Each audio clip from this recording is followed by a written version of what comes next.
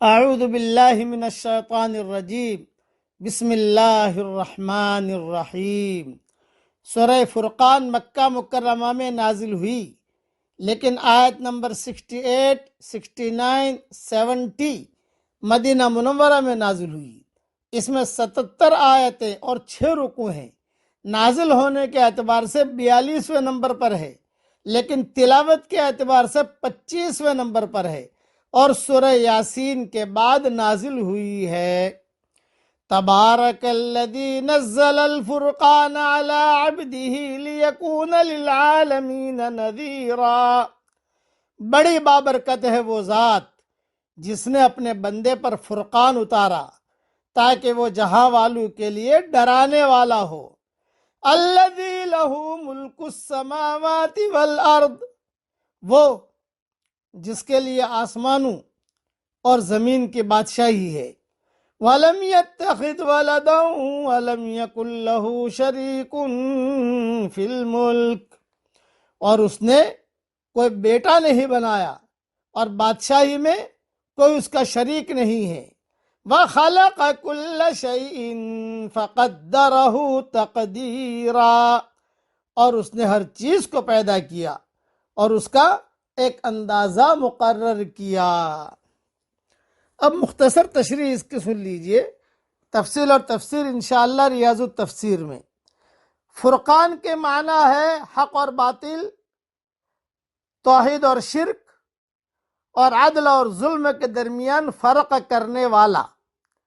اس قرآن نے کھول کر ان امور کی وضاحت کر دی ہے، اس لیے اسے فرقان سے تعبیر کیا۔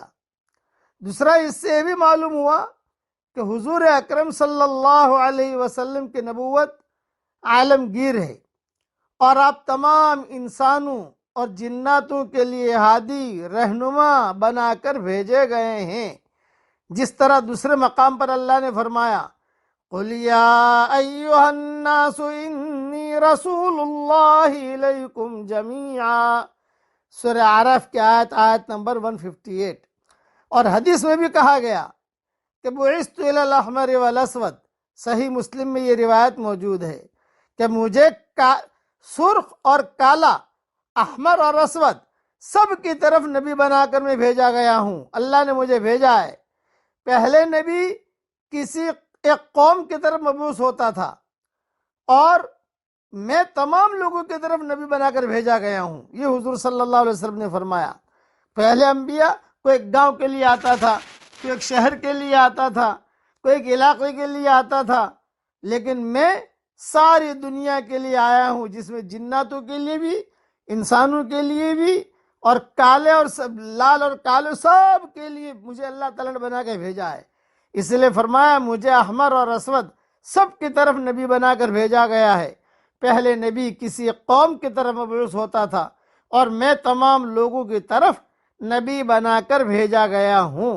رسالت اور نبوت کے بعد توحید کا بیان اللہ تعالیٰ نے تفصیل سے بیان کیا، یہ انشاءاللہ بعد میں کسی اور وقت میں اس کی تشریح کر لیں گے انشاءاللہ۔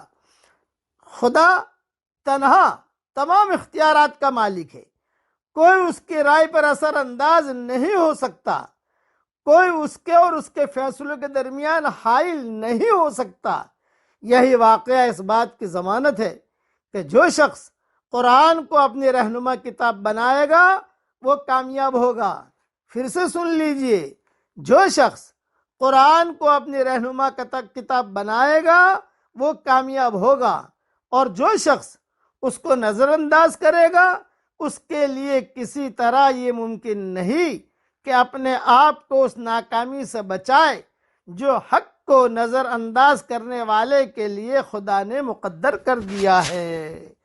خلاصہ کلام یہ ہے کہ قرآن کی طرف توجہ بھی دیجیے، اور حضور صلی اللہ علیہ وسلم کے پیچھے پیچھے بھی چلیے، اور حضور صلی اللہ علیہ وسلم چونکہ عالمی نبی ہیں، وَمَا أَرْسَلْنَاكَ إِلَّا كَافَةً لِلنَّاسِ بَشِيرًا وَنَذِيرًا، ہم نے آپ کو ساری دنیا کے لیے نبی بنا کر بھیجا ہے، اس لیے ساری دنیا کو ہماری دعوت ہے کہ ہمارے ایک اللہ کی بڑائی کو تسلیم کر لو۔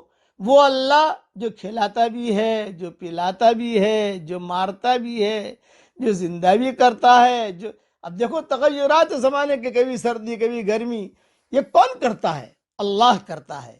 اللہ تعالی ہم کو ایسا ایمان دے کہ اس کے بعد کفر نہ ہو، اور ایسی ہدایت دے کہ اس کے بعد گمراہی نہ ہو، اور ایسی عزت دے کہ اس کے بعد ذلت نہ ہو، اور ہم کو ایسا اس کا قرب دے کہ اس کے بعد اس سے دوری نہ ہو۔ آمین۔ وآخر دعوانا ان الحمد للہ رب العالمین۔